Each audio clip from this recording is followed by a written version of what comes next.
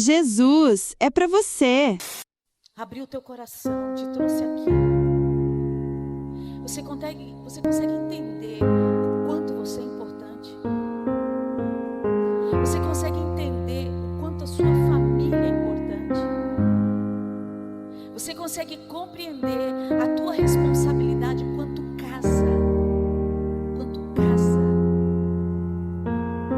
Você consegue entender que você pode ser repouso e referência para famílias destruídas, porque você tem em você uma verdade, que é Cristo o Senhor. E é isso que eu quero conversar com você. O nosso maior desafio não é só o contexto família. O nosso maior desafio é ser esposa. O nosso maior desafio é ser esposo. O nosso desafio, para quem já tem um entendimento, é ser um bom filho, segundo os preceitos do Senhor. E como a família tem sido atacada nos tempos de hoje, como as famílias estão se dissolvendo, porque não estão aprendendo a servir um ao outro em amor. A minha pergunta, eu quero começar com ela para sua reflexão, é: quem está governando o seu lar? Quem está no governo da administração da sua casa? Quem está te governando em particular? E quem governa o contexto do seu lar? Viramos uma geração que está tentando ser cristã, mas na verdade é uma geração que só está frequentando a igreja. Somos uma geração de frequentadores. Nós vimos, ouvimos, vamos embora. Mas quando chega na hora de praticar o que aprendemos, parece que nos dá uma amnésia. Parece que tudo se apaga. O Senhor usa poderosamente os seus pastores, os seus ministros, para orientar você, a sua casa, a sua família. Mas parece que quando sai do contexto e ambiente igreja, parece que dá um apagão na gente. A mídia está ditando regras. Governos querem mandar na nossa casa. Internet nos distrai ao ponto de nós nos afundarmos tanto nela que nós não temos mais tempo para orar. A intimidade com Deus está indo embora porque outras coisas estão ocupando o lugar de primazia do nosso mestre. E não é esse contexto que Deus tem como família. O que Deus tem como família, Ele quer que a sua casa seja uma extensão do reino. Que a sua casa seja louvores e adorações e rendição de graça do momento em que você acorda ao momento em que você vai repousar. Porque o Senhor quer que o seu ambiente seja um ambiente de paz. Mas quantas famílias hoje não têm paz, nem no seu contexto conjugal e nem no seu contexto como família? Viramos casais que não se amam, se suportam. Viramos pessoas que aguentam, não que amam. Somos tão distraídos no contexto família e tão desafortunados no contexto essencial de casa que simplesmente estamos empurrando os dias. Mas volto a lhe dizer, não é isso que Deus tem para a sua casa. Não é isso. E é isso que o Espírito Santo me leva a conversar com você. Hoje nós conseguimos interpretar mais línguas estranhas do que entender o que o meu marido está querendo dizer para mim. Se eu orar, o Espírito revela através de outro o que o Espírito Santo está falando, o que os anjos estão falando. Mas para eu entender o meu marido, a minha esposa, rapaz, é jejum, oração, é campanha.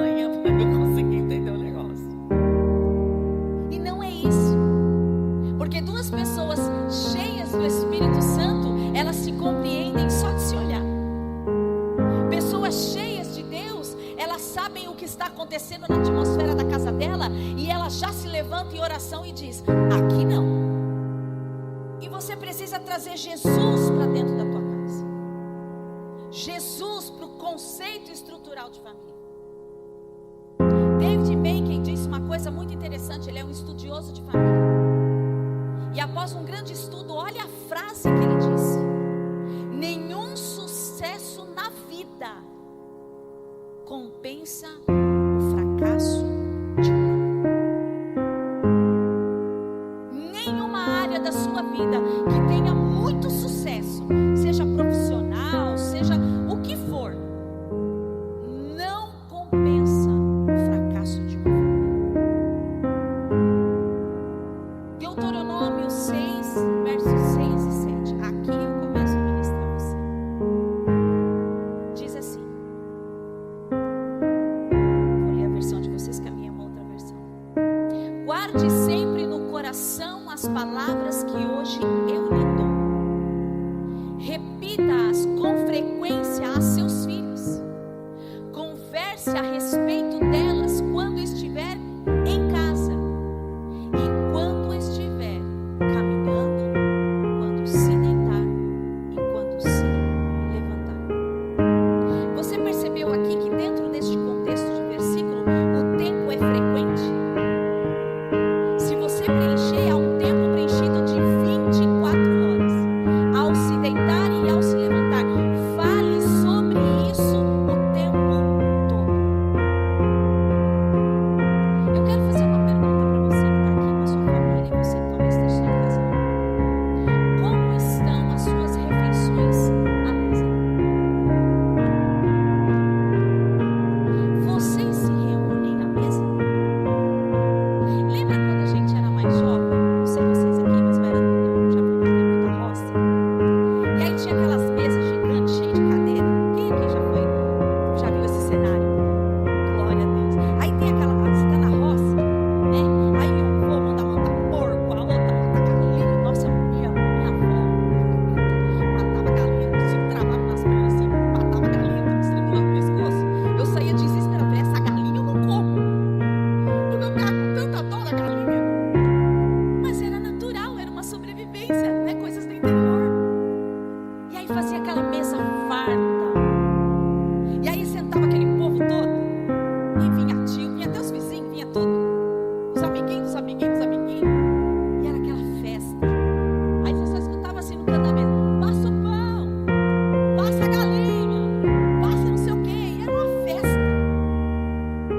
Mas era um momento onde nós nos olhávamos nos olhos. Era um momento onde a gente parava para se ouvir, para contar os contos da roça, para contar como que foi os nossos avós, os nossos netos, e toda aquela conversa gostosa de mesa. E a minha pergunta é: como estão as suas conversas à mesa? Uma pastora americana, ela fez um trabalho muito lindo, até ela escreveu um livro a respeito disso, falando sobre a mesa. E foi feito nos Estados Unidos uma pesquisa com 10 jovens que as famílias se reuniam à mesa, e com mais 10 que os pais não tinham esse costume. Passado um tempo, foram chamados essas famílias de volta, e o objetivo era ver o resultado de quando a família está junto e quando a família está dispersa, separada. Pasmem. Dos 10 filhos que se reuniam à mesa com os pais, apenas um seguiu o caminho das drogas. Mas aonde as 10 famílias não havia nenhum tipo de reunião, apenas um não foi para as drogas. Apenas um não seguiu o caminho errado. Então eu quero trazer a sua reflexão e quero perguntar para você: como você tem se protegido quanto casal e quanto família? E aí eu quero ensinar para você nessa manhã 3 lições que o Senhor Jesus nos ensina em João capítulo 2, dos versos 1 ao 5.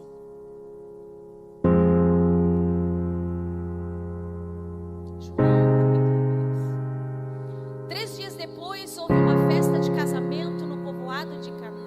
da Galileia, a mãe de Jesus estava ali.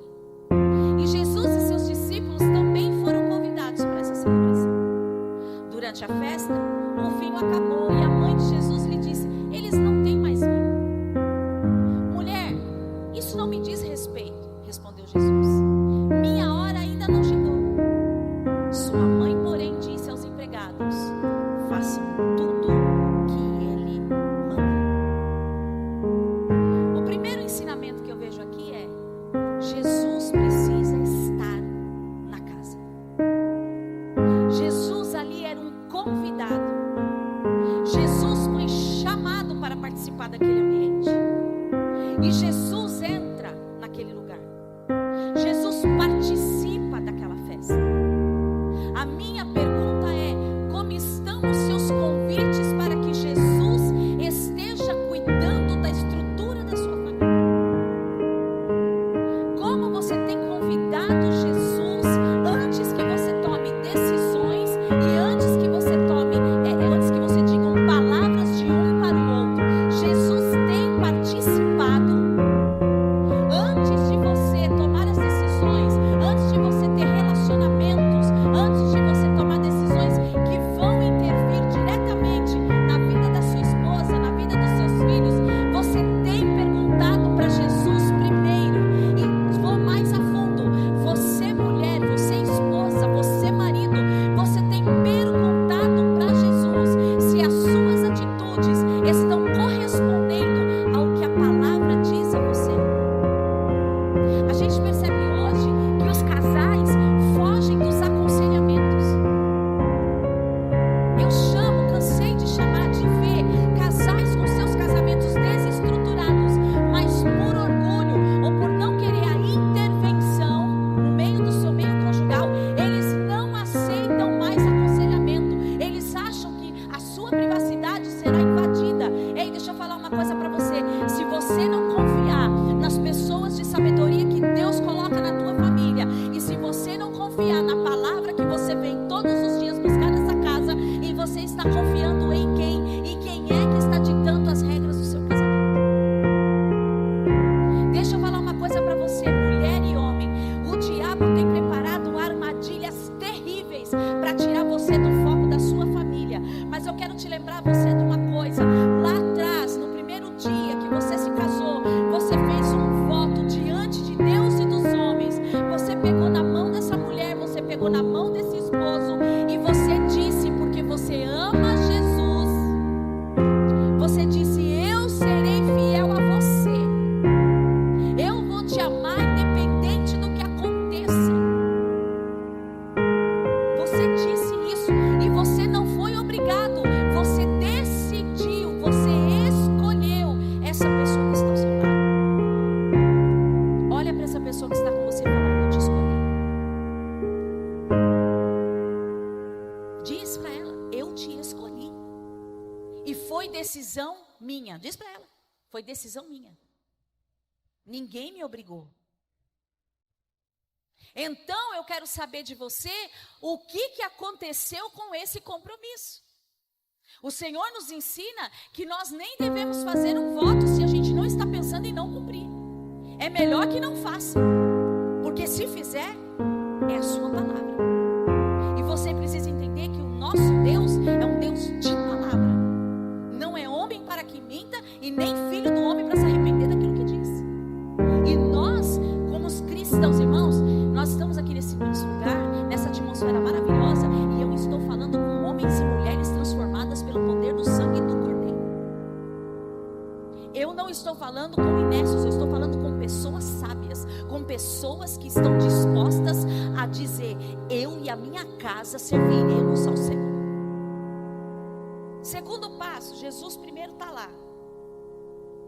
Segundo passo, entender que mesmo Jesus estando na casa, teremos problemas. Claro que teremos problemas. Noivinhos, teremos problemas, tá bom? Mas faz parte do contexto. Faz parte dos dias termos problemas. Alguém aqui não tem problema? Se não tiver, por favor, me ensina como que não tem. Todos temos problemas.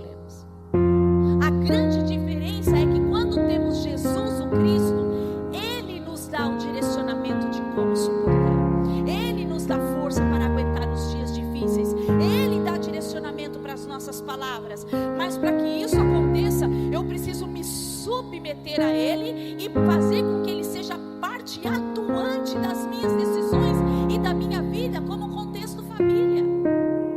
O homem precisa se render ao sacerdócio no lar, que vocês vão aprender à noite com o Leonardo. Nossa, me pra agora, né? Não foi legal. Que vocês vão aprender à noite com o Leozinho, com a tampinha da minha laranja.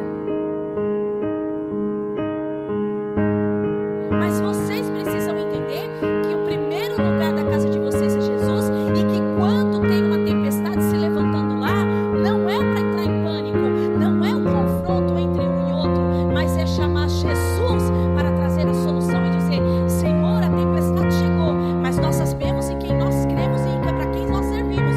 Vem, Senhor Jesus, e entra na minha casa. Então, eu quero dizer para você que mesmo Jesus estando na festa, o vinho faltou. O vinho faltou. E esse vinho aqui que faltou lá, na sua casa hoje, pode ser falta de diálogo, pode ser falta de participação um com o outro, pode ser falta de entendimento, de empatia, pode ter uma série de nomes. A grande questão é: você quer mudar essa situação?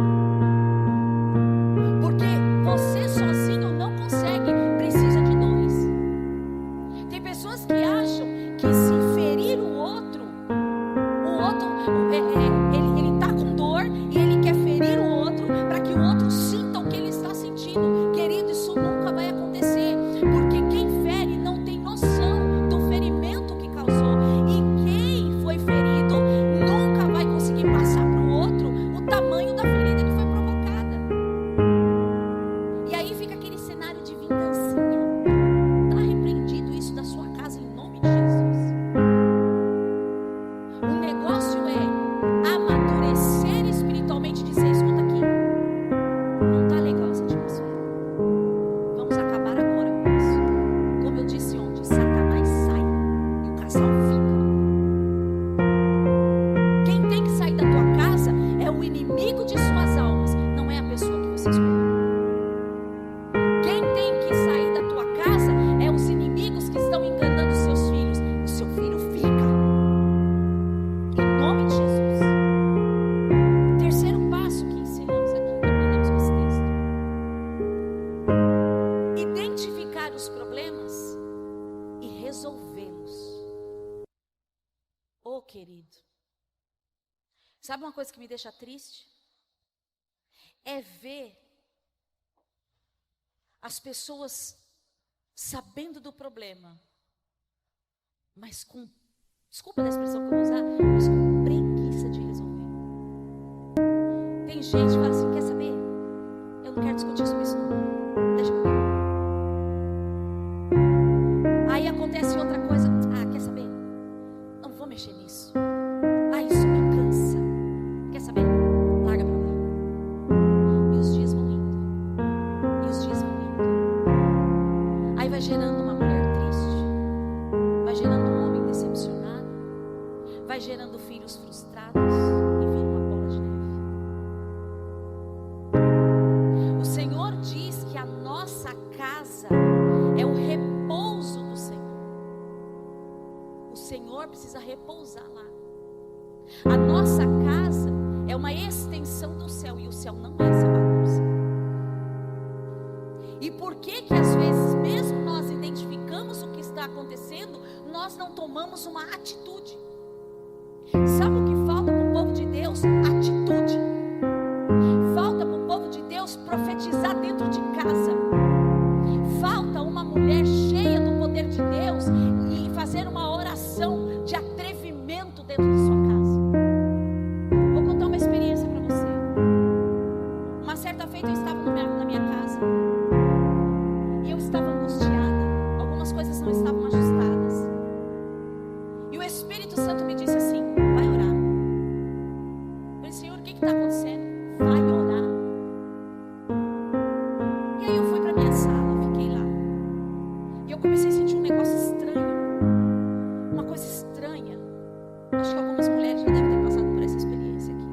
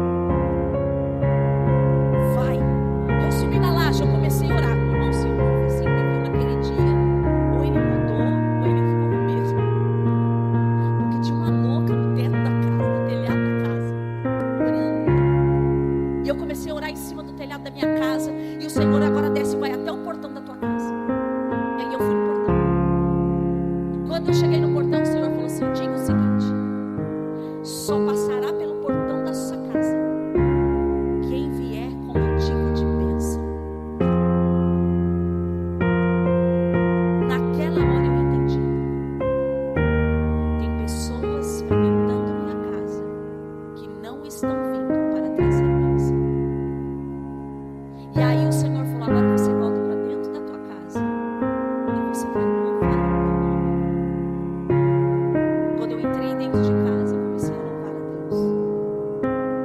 E quando eu louvei o Senhor, eu fui completamente invadida pela atmosfera do Senhor. Eu comecei a falar em línguas naquela manhã. E a minha casa eu nunca tinha visto aquilo. Sabe quando diz que a fumaça do Senhor entrou no templo? Eu senti a fumaça do Espírito Santo entrar dentro da minha casa. Por que eu estou contando isso, mulheres? Porque nós somos as edificadoras da nossa casa. E Deus deu para nós, mulheres, essa sensibilidade que muitas das vezes o homem não tem.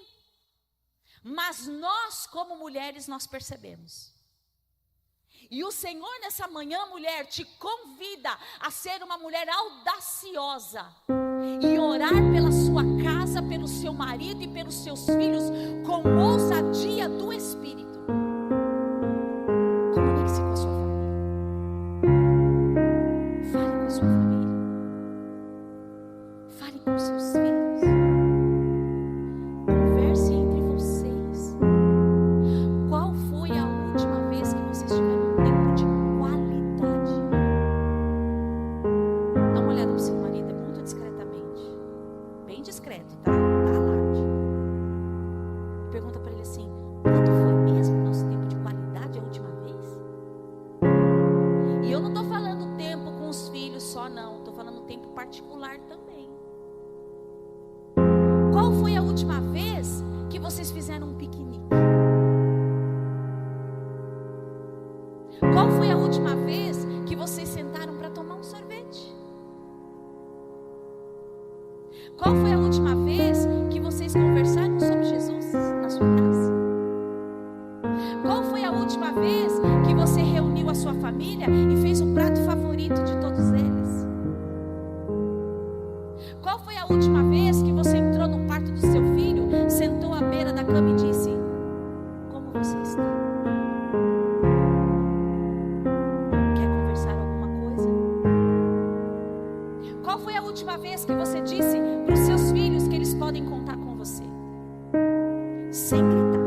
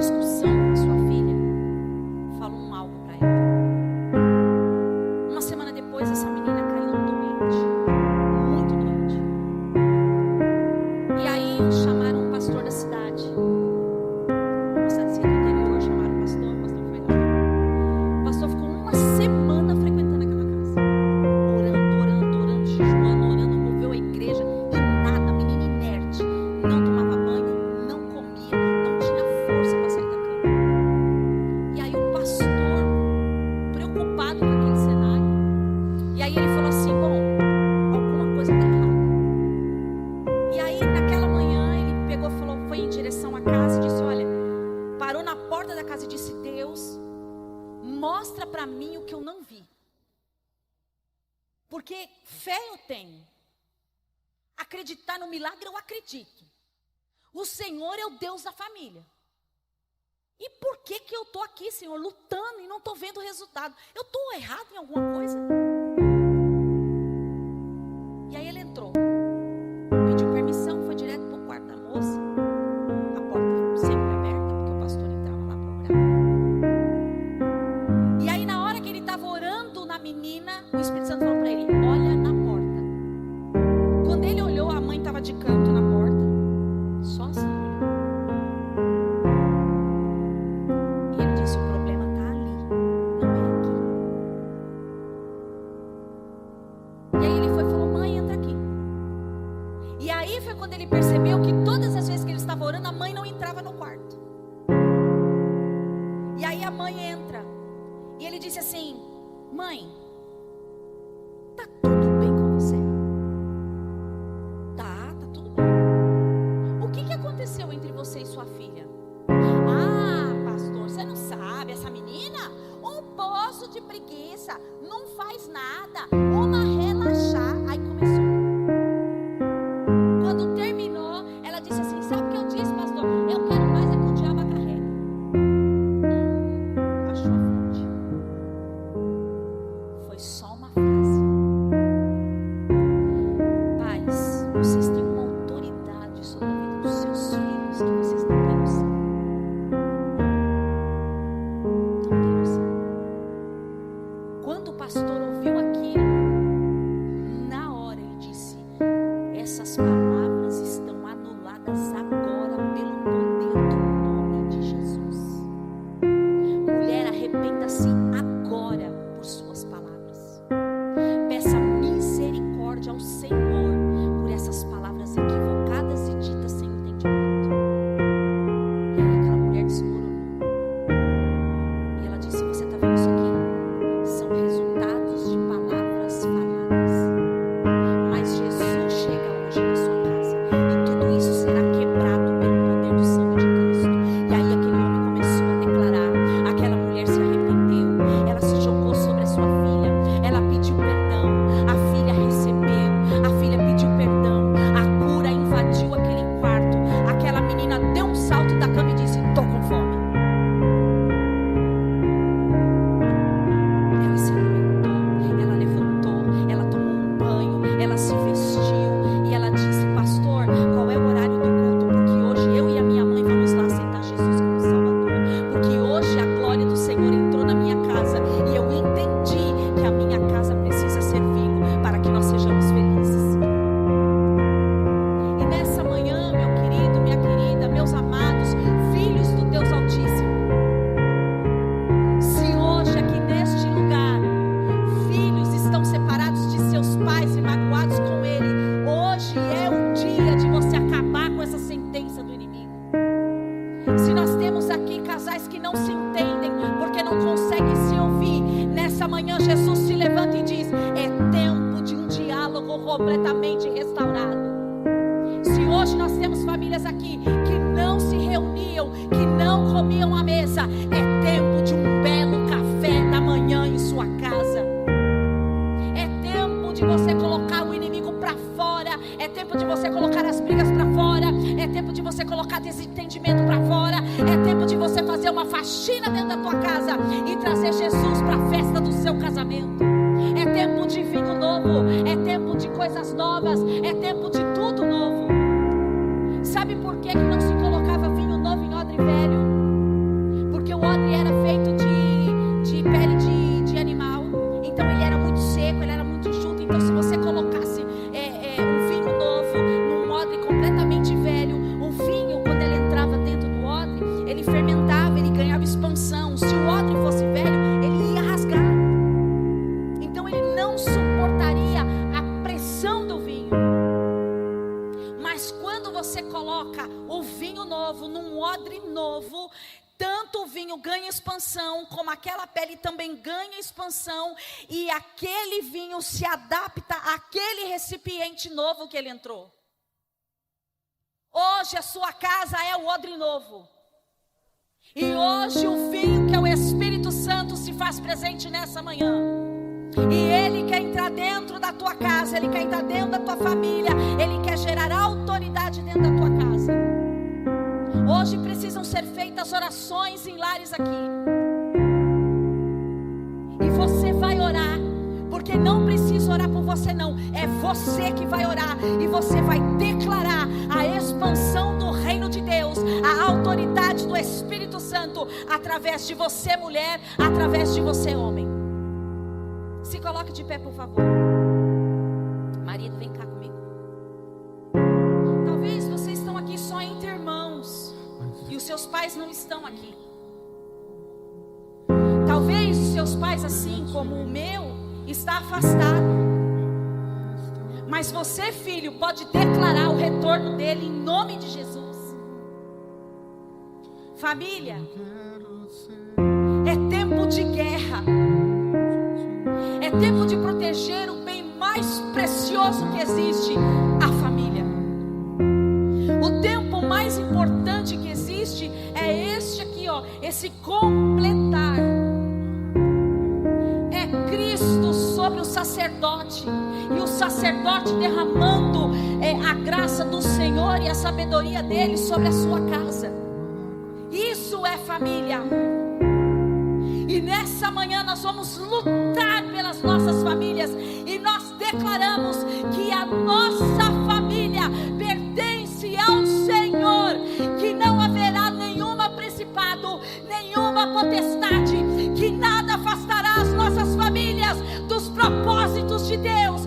Que nós hoje, como família, como filhos e filhas, nos posicionamos. Porque quem vai sair é Satanás, e quem vai vencer vai ser a sua casa.